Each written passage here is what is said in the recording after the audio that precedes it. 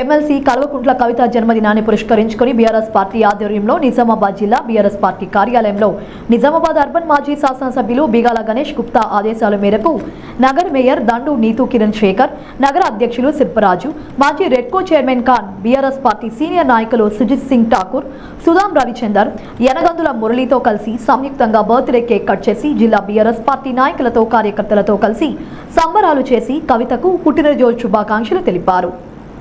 Happy birthday to you. Happy birthday to you. Long live, long live. Long live, long live. Long live, long live. గారి నాయకత్వం కేసీఆర్ గారి నాయకత్వం జై తెలంగాణ జై తెలంగాణ भैया भैया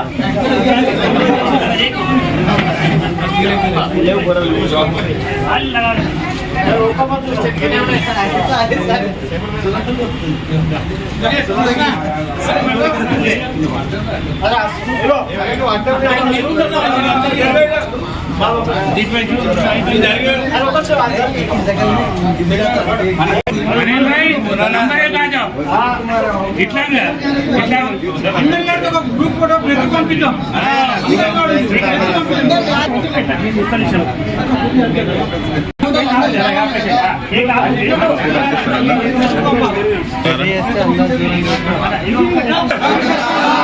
long live, long live. Long live నాయకత్వం కేసీఆర్ గారి నాయకత్వం కేసీఆర్ గారి నాయకత్వం.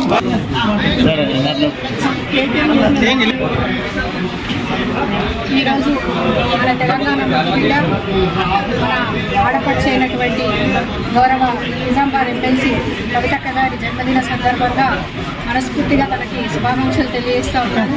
మరి మా గౌరవ ఎమ్మెల్యే గణేశన్న గారు ఇచ్చిన ఆదేశాల మేరకు మా పట్టణాధ్యక్షులు శిల్పరాజన్న గారి ఆధ్వర్యంలో ఇక్కడ మేము నాయకులము కార్పొరేటర్లం అందరం కూడా కలిసి అక్కగారి జన్మదినోత్సవం సందర్భంగా కేక్ కటింగ్ చేసుకోవడం జరిగింది. ఇందులో అలింబాయ్ గారు, చాలామంది సీనియర్ నాయకులు అందరూ కూడా పాల్పంచుకోవడం జరిగింది.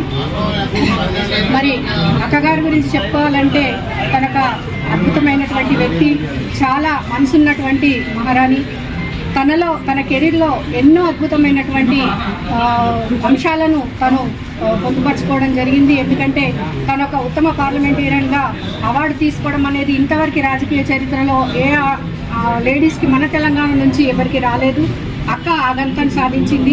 అలాగే ఇప్పటివరకు కూడా గత 5-6 సంవత్సరాల నుంచి తను ఒక అన్నపూర్ణగా పేరు తెచ్చుకొని మన మొత్తం నిజామాబాద్ జిల్లాలో ఇప్పటికీ కూడా పిల్లలందరికీ, లైబ్రరీలో చదువుకున్న పిల్లలకు కానివ్వండి, హాస్పిటల్స్లో కానివ్వండి, అన్నదానం చేస్తూ ఒక అన్నపూర్ణగా కూడా పేరు తెచ్చుకోవడం జరిగింది. అంతేకాకుండా ఎప్పుడైతే కరోనాలో గల్ఫ్ దేశాల్లో ఉన్నటువంటి ప్రజలందరినీ కూడా తన యొక్క